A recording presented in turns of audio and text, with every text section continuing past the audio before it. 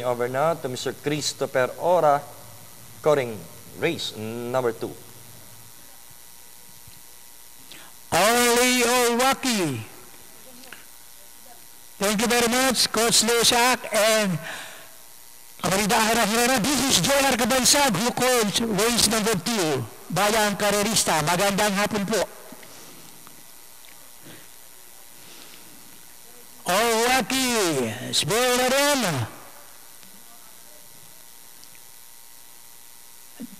Almost regular and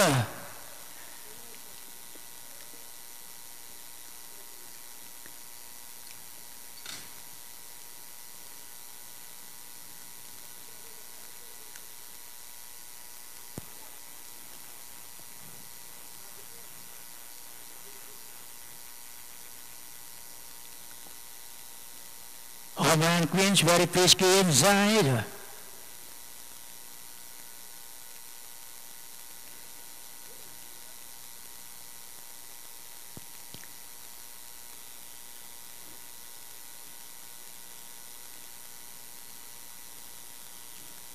Ready once again.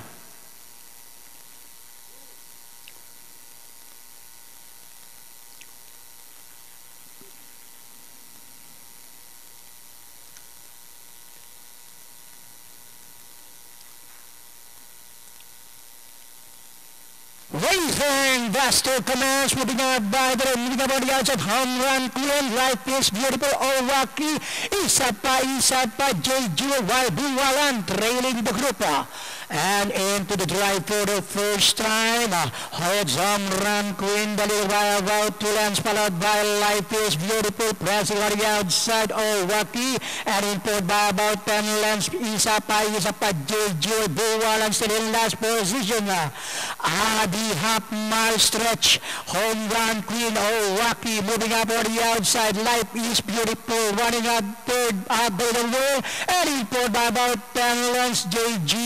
isa pa, and Buwalan, it's the home run, queen, life is beautiful, sticking out the wall, Owaki in third position, and at the last 400 meters, it's still home run, queen, by life is beautiful, now close again, Owaki start running to lane, and at the last ball for home, it's now their favorite, life is beautiful, rushing up now to take the lead, home run, queen drops back to second, 100 meters to go, it's still their favorite number 4, life is beautiful, and finally life is beautiful, home run, queen, J.G.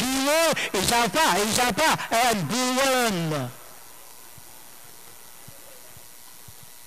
So that was J.R. Cabansag pala ang ating track announcer for race number 2, ang pagbabalik ni J.R. Cabansag. Anyway, naging winner natin yung nalyamadong number 4, Life is Beautiful, written by Chris Garganta. Something happened dun kay Owaki sa may last 600, hindi na nakatapos ng karera.